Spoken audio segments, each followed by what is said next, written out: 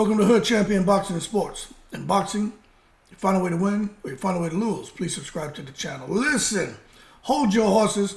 Let's not take it to the stupid. Looks like the Rougarou ran into the Chupacabra this week. Looks like the Rougarou ran into the Chupacabra this weekend. Things didn't go so well for that goddamn Rougarou, did it? Now let me tell you something. A lot of people who they're superstitious. They believe in this folklore. They believe in storytelling, and sometimes storytelling is to inspire fear and to instill fear, to instill obedience. So when Regis Prograis comes in the ring and calls himself the Rougarou, right? That, I believe, was to instill some fear in his opponents and to a certain extent to achieve some obedience in those guys. But I'm going to tell you this right now. The Rougarou should have probably been out wandering in sugarcane fields, woodlands, and the swamps out there in New Orleans.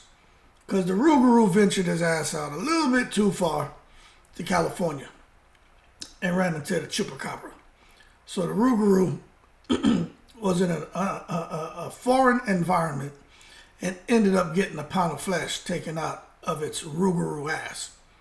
Now, old Chupacabra now, when you talk about the storytelling in the Chupacabra, they say that Chupacabra will suck the blood out of you, take a pound of flesh out of you, will kill you. And I'm going to tell you, when you talk about sucking blood out of people, and you think about pulling things out of people, Devin Haney's jab was Chupacabra-like in the way it worked as a syringe. It was able to suck the life and the fight out of Regis Prograis. It was able to suck the confidence out of Regis Prograis. It was able to suck all that Rougarou out of Regis Prograis and left him there lifeless in the ring for the most part across the whole fight. Now, what's next for Regis Prograis? I don't know. But what I will tell you is he needs to go ahead and take that Rougarou stuff and start patrolling around them swamps again. Because I just don't think many people are afraid of the Rougarou anymore.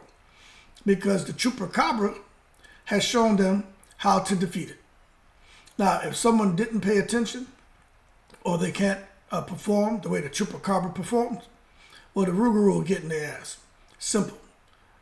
But if they have any sense and they have optics and they have a good team to sit back and study a fight, well, they'll see that defeating the Rougarou is not that hard. But if you're going to sit there and get into a fight and keep the fight in a place that's familiar with the Rougarou, on those swamplands, those woodlands, well, then you will lose.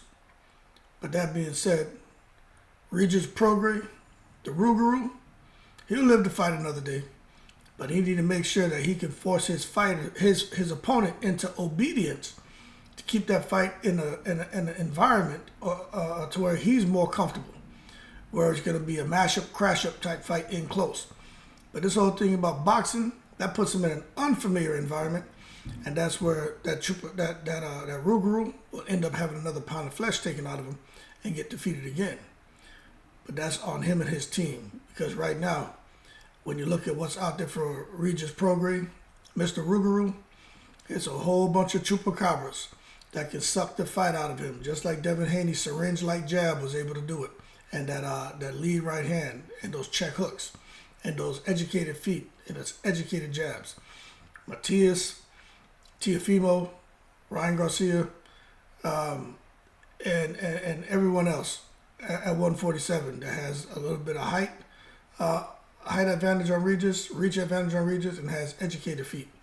The Rougarou will find himself losing again, and his career could be coming to an end. Y'all keep cool. Shout out to the veterans, all 7 continents. Hey, yo, matter of fact, shout out to the Chupacabra. Chupacabra, man. Did your thing this weekend. And shout out to the Rougarou. Just get your ass back around the swamplands, because you have no business out there messing around with the damn Chupacabras lurking. I'm in the breeze.